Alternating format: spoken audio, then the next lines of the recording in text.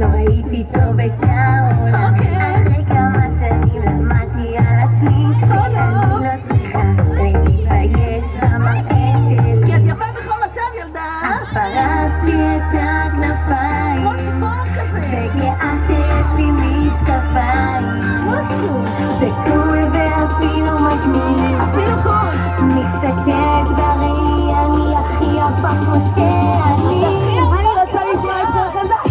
משקפות פריש, משקפות פריש, זה להעיף. משקפות פריש, משקפות פריש.